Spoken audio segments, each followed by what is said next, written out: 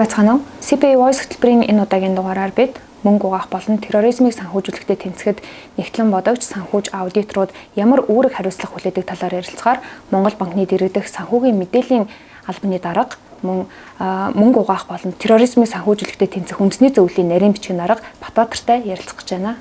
Монгол улс FATF-ийн саарл жагсаалтаас гарч байсан. Үүнийгээ хадгалах, цааш илүү доктортой ойлгох, олон улсын байгууллагын үнэлгээг сайн байлгах тал дээр хэрхэн анхаарч ажиллаж байгаа вэ? За та бүхэн мэдж байгаа Монгол улс 2019 онд саарл жагсаалтад орсон. Бид нар 1 жилийн хугацаанд бас олон төрлийн болон хувийн хвшлүүд хамтарч ажилласны хүчинд 20 онд саарл жагсаалтаас гарсан байгаа. За саарл жагсаалтаас гараад бид нар дараагийн шатны ажлуудыг бол үе шаттайгаар авч хэрэгжүүлсэн. Одоо 20 онд гэхэд бид нар Дэлхийн банкны аргачлалыг ашиглаад Монгол улсынхаа мөнгө угаах терроризмыг санхүүжүүлэхдээ тэмцэх үндэсний эрсдлийн үнэлгээг хийж гүйцэтгэсэн. За үүний хажуугаар бид нар яг өмнөх 17 онд хийгдсэн харилцан үнэлгээнд дээрээс суйрлаад үлдсэн байсан дутуу үнэлгээтэй зөвлөмжүүд дээр бид нар дахиж Аз намхунтлаа мөнгө угаахтаа тэмцэх бүлэгт тайлангуй тургуул зөвлөмжүүдийн үнэлгээг ахиулах чиглэлээр ажиллаж 2023 онд FATF-ийн техник хэрэгжилтийн нийт 40 зөвлөмжийн үнэлгээг бүгдийг биелүүлсэн Аз ТV-ийн анхны орон болсон байж байгаа.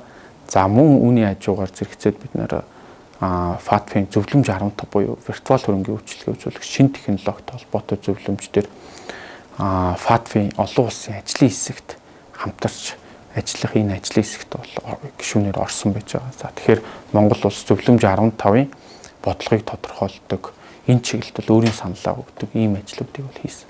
За мөн түүнчлэн бид нар олон улсын үнэлгээчнийг энэ жилийн сүүлийн 5 жилийн хугацаанд нийтдээ 15 орчим үнэлгээчнийг төрийн байгууллагуудаас бэлдлээ. За энэ дотроо Лаос, Непал, Вьетнам зэрэг өмнө нь бид Монгол улс ингээд бусад улсуудаар үнэлгээг хийлгүүлдэг байсан бол одоо бусад улсуудыг үнэлдэг ийм тогтолцоог бүрдүүлсэн байж байгаа. За тэгээд энэ бүрдүүлсэн 15-ны бүрэлдэхүүн за дээр нэмээд одоо үндэсний дотоод экспертүүдэд оруулсан шинэ ажлын хэсэг байгуулсан байж байгаа.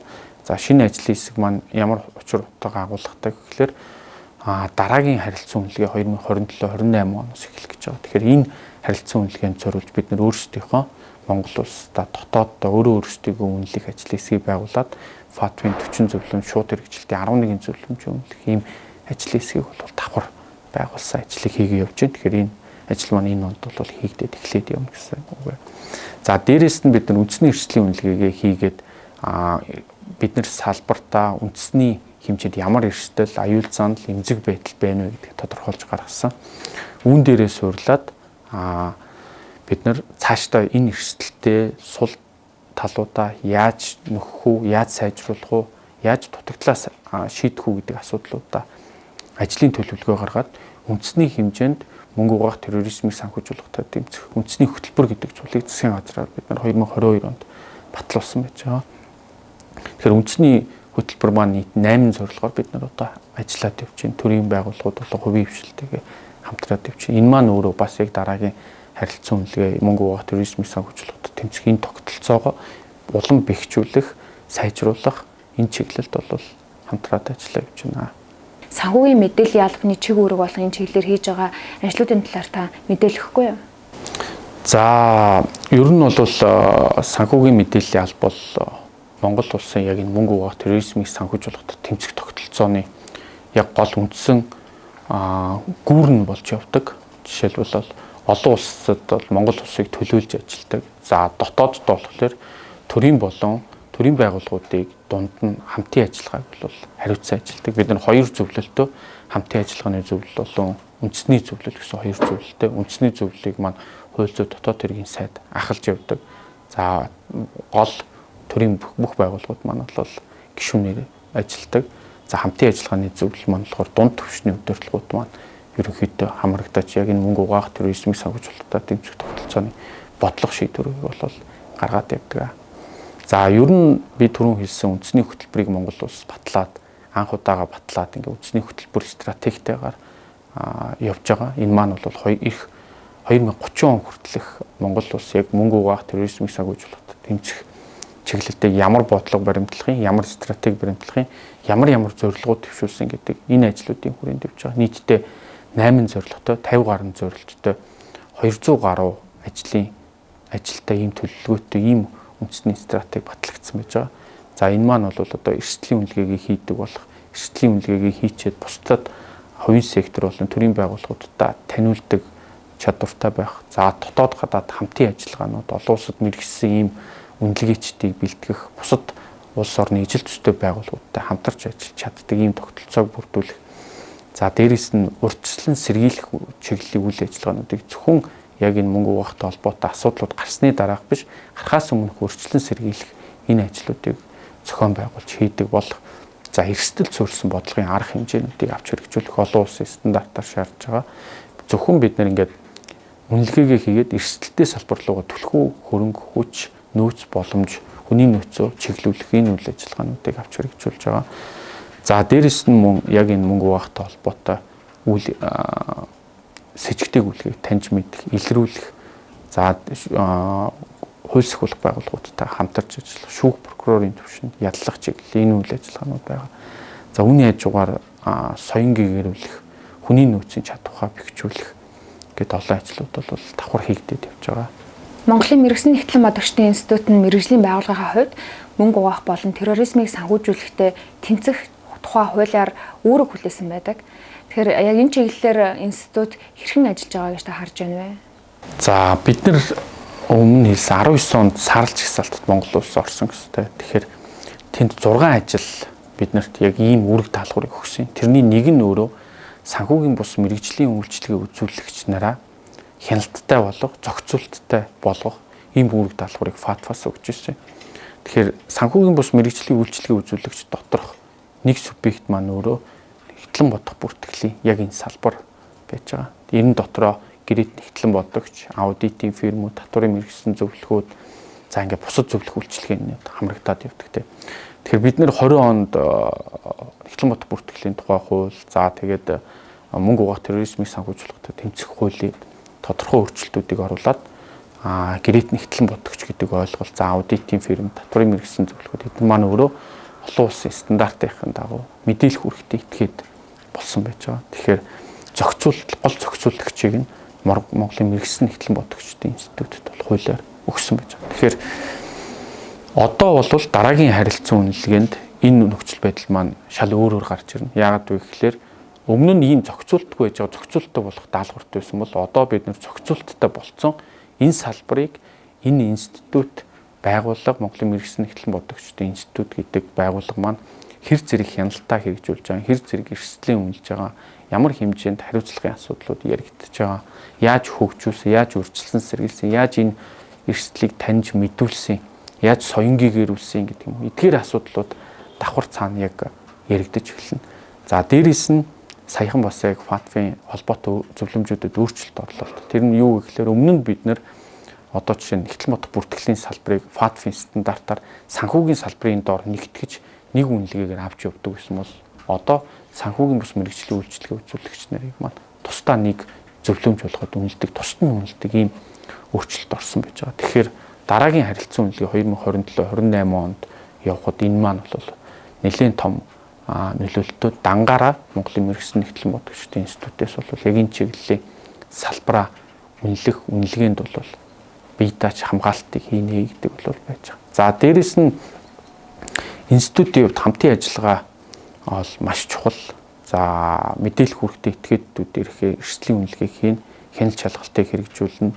За одоогийн байдлаар бол хяналт шалгалт хийх журмыг бол баталсан. Бусад санхүүгийн бус мэргэжлийн үйлчилгээ үзүүлэгч нартайгаа харьцуулахад бас харьцангуй ололтой амжилттай явж байгаа. Богино хугацаанд нэвтрээд явж байгаа ч гэсэн. За гэхдээ бас цааш нь бол хийх шаардлагатай ажлууд бол мэдээж байж байгаа. За одоогийн байдлаар бол цаашдаа хийгдэх ажлуудын хувьд Монголын мэргэжсэн нэгтлэн бодогчдын институтээс яг энэ олон улсад чиглэсэн мэргэжсэн юм үнэлгээчэнд өөрийн гэсэн төлөөлөлтөй болох. За яг энэ нэгтлэн бодох бүртгэл, татварын мэргэжсэн зөвлөх, за аудитын фирмүүдтэй холбоотой энэ үнэлгээг хийхэд олон улсаас ямар стандарт, ямар аргачлалуудыг шаарддаг, яаж энэ үнэлгээг хийдэг, хэрхэн энэ бэлтгэх талаар өөрийн гэсэн үнэлгээчнийг бэлтгэх хэрэгтэй байна. За дээрээс нь мэдээж төрийн байгууллагуудын бид нэр яг хамтраад явдаг хамтын ажиллагааны зөвлөл, үндэсний зөвлөл, тэрний доор байдаг ажлын хэсгүүд дээр нэлээд идэвхтэй хамтарч ажиллах хэрэгтэй байна. За сая хууль зүйн үндэсний зөвлөлийн дараа буюу хууль зүйн дотоод хэргийн сайдын тушаалаар үндэсний эрсдлийн үнэлгээг хийх ажлын хэсэг маань байгуулагдлаа. Бид нэг том ажлын хэсэгтэй 11 дид ажлын хэсэгтэй 200 гаруй хүний бүрэлдэхүүнтэй ийм ажлын хэсгийг байгуулахаар төлөвлөд одоо ажиллаж байна. За үүн дотор яг Монголын мэрэгсэн нэгтлэн бодогчдын институт бол өөрийнхөө салбарыг нэгдүгээрт үнэлэх эрсдлийн үнэлж гаргаж ирэх энэ хариуцлагыг хүлээсэн. Дээрээс нь үндэсний хэмжээнд эмзэг байдлын асуудал дээр институтийн хүрээнд бол төлөөллөө оролцуулаад за яг энэ салбар маань өөрөө үндэсний хэмжээнд яаж эмзэг байдалд нөлөөлж байгаа хэрхэн эрсдэл маань тусаж байгаа гэдэгтээ бол өөрсдийнхөө хувь нэмрээ за зөвлөмж бодлоо бол оруулаад явахаар ийм ажлын хэсгүүд байгууллагатай хамтраад ажиллаад явж байгаа. Мөнгө угаах болон терроризмыг санхүүжүүлэхдээ тэмцэхэд нэгтлэн бодогч болон аудиторууд ямар үүрэг гүйцэтгэдэг вэ? Тэдэнд ямар асуудлууд тулгарч байна? Мөн анхааруулж хэлэх зүйл зөвлөмж байвал та хуваалцсан уу? Ерөөсө хуулийн дээр бол тодорхой заагаад өгсөн. Ямар үйлчлэгээнүүд эрхлэвэл яавал мэдээлэл хүрэхтэй итгээд байх юм. Тэр чиглэлээрээ яаж дотоод хяналтын хөтөлбөрөөр боловсруулад яаж ажиллах юм гэдэг зүйлс бол бүгд тодорхойгоо заад журам заавраач гэсэн юм бол тодорхой байж байгаа. Зүгээр яг энэ чиглэлд ажиллаад яхад мэдээж бол одоо жишээ нэг аудитын фирм байлаа гэхэд 30-аас 40 хүнтэй аудитын фирм, 3-аас 4 хүнтэй аудитын фирм хоёрын цар хүрээ, газар зүйн байршлын эрсдэл, үйлчлэгээ үзүүлж байгаа давтамж, за ингээд ажлын цар хүрээнүүд ялгаатай ондоо учраас тавигдах шаардлага, хийгдэх эрсдлийн үнэлгээ, хийгдэх хяналт зохицуулалт эдгээр зүйлс маань бас ингээд харилцан уялдаатай, ялгууртай байх хэрэгтэй. Тэгээ үүнийг бол маш сайн анхаарах хэрэгтэй. Яагаад гэвэл өнөөдрийн байдлаар бодит практик дээр гарч байгаа асуудлууд маань яг энэ байгаа тань. Бодитоор ингээд хяналт шалгалт хийхэд яг эрсдэл өндөртэй субъект руу явж чадж байгаа юу? Хяналт шалгалт хийсний дараах холбогдох хариуцлага тэр гарч байгаа алдаа дутагдлыг дахиж гаргахгүй байх чиглэлийн асуудлуудыг яаж бодлогын түвшинд шийдвэрлэж чадж байгаа гэдэг асуудлуудыг л ярих хэрэгтэй. За дээрэс нь ерөнхийдөө бол практик шаардлагаар 20 онд өмнөх үндэсний эрсдлийн үнэлгээгээр хийж исэн манай эрсдлийн үнэлгээ байж байгаа. Тэрэн дээр ер нь бол яг энэ санхүүгийн бус мэргэжлийн үйлчлэгээ үзүүлэгчийн салбар дотор нэгтлэн бодох бүртгэлийн энэ салбар маань өөрөө дунджаас дээгүүр эрсдэлтэй гэдэг ийм эрсдлийн үр дүн гарсан. Тухайн үеийн эрсдлийн үр дүнгээр болохоор ерөнхийдөө мэдээлэх үүрэг хангалтгүй байна. За яг энэ юутай холбоотой мэдээлэх үүрэгтэйгээ холбоотой дотоод хяналтын хөтөлбөр харилцагчийг таньж мэдээ илрүүлэх ийм чиглэлийн үйл ажиллагаанууд бас яг хангалттай биш байна гэдэг үр дүн гарч ирсэн. Тэгэхээр энэ үйл ажиллагаа маань одоо ингээд 4-5 жилийн хугацаанд явчлаа гэхэд бас яг хангалттай сайжраагүй л байна. Одоо жишээлбэл манай санхүүгийн мэдээллийн албан дээр ингээд мэдээлэх үүрэгтэй этгээдүүдээс мэдээлэл авдаг GoEmail гэдэг програм авч байдаг. Үүн дээр гэхэд Монголын мэргэсэн нэгтлэн бодогч институтийн доор харьяалагддаг энэ зохицуулттай мэдээлэх үүрэгтэй этгээдүүдээ за нэг 30 орчим хувь нь л ерөнхийдөө бүртгэлтэй мэдээлэл нийлүүлдэг байдаг. Бусд нь байдаг байх жишээ нь тий. За нэг жилдээ 10 орчим с сэжигтэй хүлгээний тайлан ирдэг ч үт юм тий. Тэгэхээр энэ нөхцөл байдлууд маань өөрөө яг ингээд дараагийн харилцан үнэлгээ хийгдэхэд бас яг хангалттай үзүүлэлтүүд бол биш. За бусад салбартай харьцуулахад бол харьцангуй бас ингээд ажиллаад яваад байгаа хэдий ч олон улсын үнэлгээчдийн баг ирэхэд энэ нь бол тийм яг хангалттай үзүүлэлт бол байж чадахгүй. Тэгэхээр бид нэр одооноос бэлдэх ёстой. Яагаад вэ гэхээр 27-28 онд ирж үнэлэх үнэлгээний баг маань өөрөө зөвхөн өмнөх 1-2 жилийн асуудлыг харчдаг. Өмнөх 4-5 жилийн яг энэ бодиттой хийгдсэн ажлууд дээр үндэслэж үр дүнгээ гаргаж үнэлгээгээ гаргадаг. Тэгэхээр одоо бол ерөнхийдөө зөвлөмж болгоныг бол тодорхой нэг байгууллагуудад хариуцуулж өгөх. Яг өөрөөсөө хариуцсан чиглэлээр хариуцуулах ийм төлөвлөгөө гарна. Дээрээс нь эрсдлийн үнэлгээ одоо хийж байгаа. Энэ эрсдлийн үнэлгээг энэ жил дуусгана. Салбар болгонд ямар эрсдэл, аюул занал, эмзэг байдал, дутагдал байгаа гэдэг зүйлсүүдийг гаргаж ирнэ. Үүнийхээ дагуу дараа нь үндэсний хөтөлбөртөө тусгад ажлын төлөвлөгөөгөө маш яралтай хэрэгжүүлнэ. Дээрээс нь бид нар түрүүн хэлсэн үнэлгээчдээр өөрсдийнхөө энэ салбаруудыг үнэлүүлнэ. Энэ дээр мөн нэгтлэн бодох бүртгэл аудит, татварын яг энэ салбар маань өөрөө яг л 28 онд ирэх олон улсын үнэлгээчдийн багт үнэлүүлж байгаа юм шигээр үнэлгээний ажлууд бол давхар хийгдэн. Тэгэхээр энэ бүхэнд бол бэлтгэдтэй байж дараагийн ажлуудыг бол түрүүн шуурга хийх нь 27-28 онд харилцан үнэлгээнд бол өөрт хамаарах зөвлөмжийн үнэлгээг бол амжилттай давах үндэс болно. Мэдээлэл өгсөн танд баярлалаа. Мөнгө угаах болон терроризмыг санхүүжүүлэхдээ тэмцэхэд аудитын компаниудын оролцоо ямар байдаг талаар бид ярилцахаар Мөр аудит компаниг гүйцэтгэх захирал Ариунаг урьж ирүүлээд байна. Сайн байна уу? Сайн байна уу? Тэгэхээр аудиторуудын оролцоо яг ямар ач холбогдолтой талаар та мэдээлэл өгөөч. Энэ мөнгө угаалттай тэмцэхэд аудиторуудын үүрэг оролцоо бол маш чухал гэж би хувьдаа хардаг. Яагаад гэхээр манай аудиторууд бол энэ санхүүгийн системийн мэдээллийн үнэн зөв найдвартай байдлыг хангахад маш чухал үүрэг ролтой оролцдог. Хөндлөнгийн хараад бус баталгаажуулалтад олгодог этгээд байна. Тэгэхээр ер нь зөвхөн манай Монгол улсын энэ хуулийн дагуу шаардсанаар гэлтгүй ер нь дэлхийн бүх улс орнуудад дотоодын хууль дүрм журмынхын зохицуулалтын дагуу шаардлагын дагуу аудиторууд бол мэдээлэл хүрэхтэй этгээд байдаг. Нөгөө талаас авч үзэх юм бол мэржлийн нэгтлэн бодогчдын ёс зүйн дүрм болон аудитын олон улсын стандартын дагуу шаардсны дагуу бид нэр мөнгө угаалт терроризмтай тэмцэх үйл ажиллагааг заавал хэрэгжүүлж энд гар бие оролцох шаардлагатай байдаг. Хуулийн хэрэгжилт ёс зүйн шаардлагын хэрэгжилтийг хангахаас гадна аудиторууд маань байгууллага дээр ажиллаж явцдаа үйлчлүүлэгчтэй энэ мөнгө угаалтын хуулийн талаарх шаардлага тэгээд байгууллагуудад ямар эрсдэл учирч болох талаар мэдлэг мэдээлэл өгөх боломжтой байдаг. Тэгэхээр энэ нь хуулийн хэрэгжилтийг энэ улс орон даяар хангахад маш чухал нөлөөтэй гэж би харж байна. Аудитын компаниуд мөнгө угаах болон терроризмыг санхүүжүүлэлтэд тэмцэхэд дотоод хяналт эрсдлийн үнэлгээний тогтолцоог хэрхэн төлөвлөж хэрэгжүүлдэг вэ? За энэ нь цаашлаад байгууллагын доктортой байдлыг хангахад хэрхэн нөлөөлдөг вэ? Мөнгө угаалтын хуулиар аудит болон мэргэжлийн үйлчилгээний байгууллагууд дотооддоо ийм тогтолцоо бүрдүүлж ажиллах хэрэгтэй байдаг. За энэ нь юу гэсэн үг вэ гэхээр эрсдэл суурьсан хэлбэрээр буюу тухайн байгууллагт үйл ажиллагаа явуулахад мөнгө угаалтын хуулиар ямар эрсдэл учирч болохоор байна гэдгийг эхлээд өөртөө үнэлээд тэгээд тэн дээр үндэслэж дотоод хяналтын хөтөлбөр буюу compliance хөтөлбөрөөр боловсруулж ажилладаг.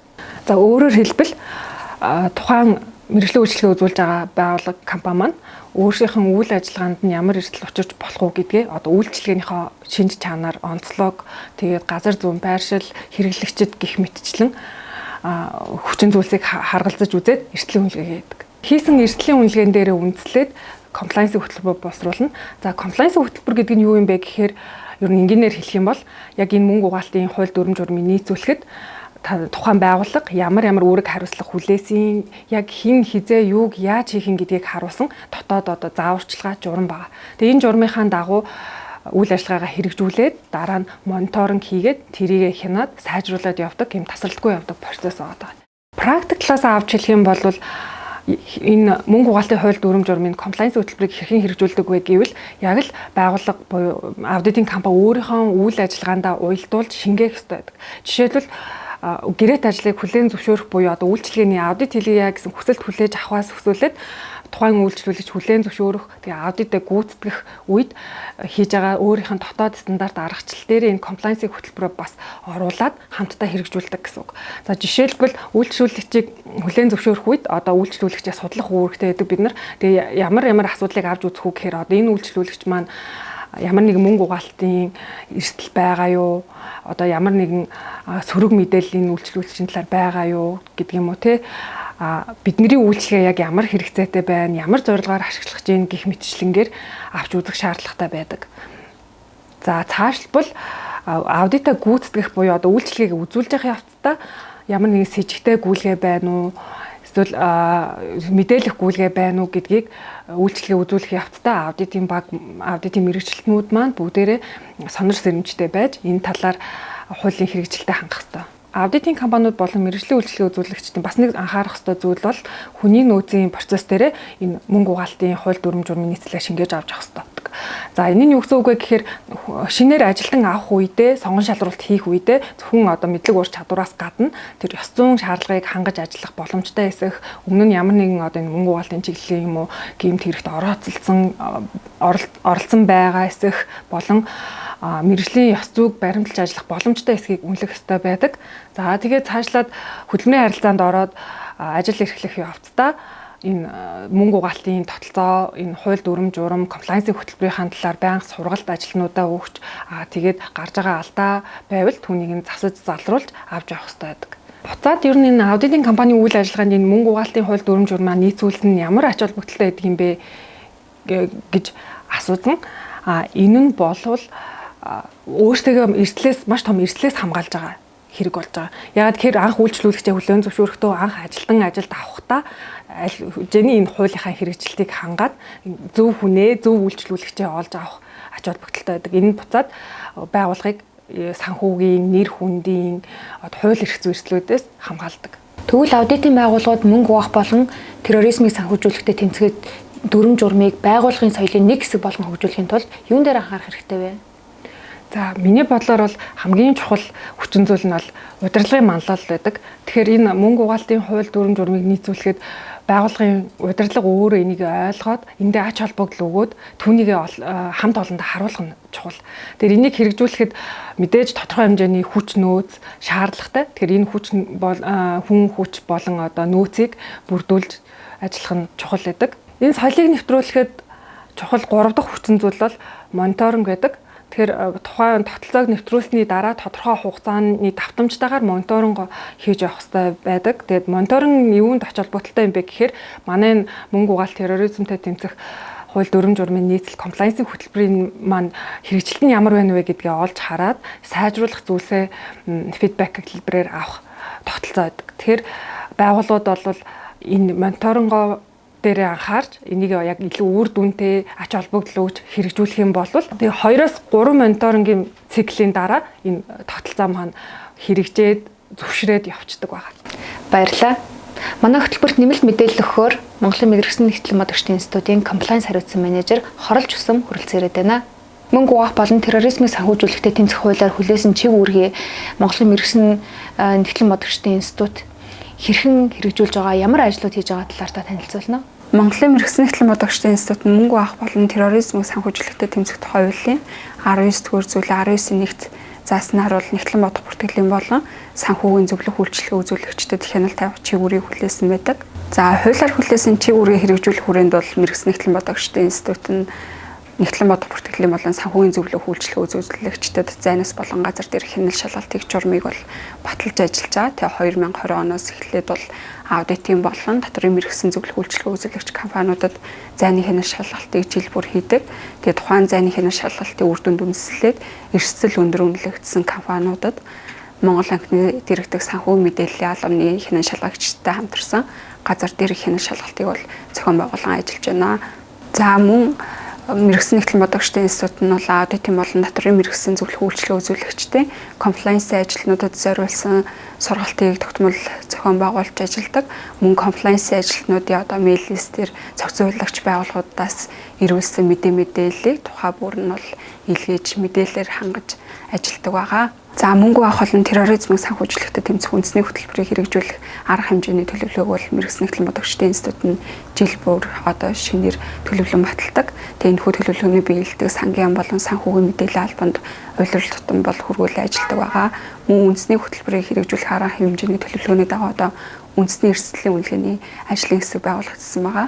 Энэ эрсдлийн үнэлгээний дэд ажлын хэсгүүдэд Монголын мэргэжлийн нэгтлэн бодогчдын институтын холбогдох мэргэжилтнүүд нь ороод ажиллаж байна.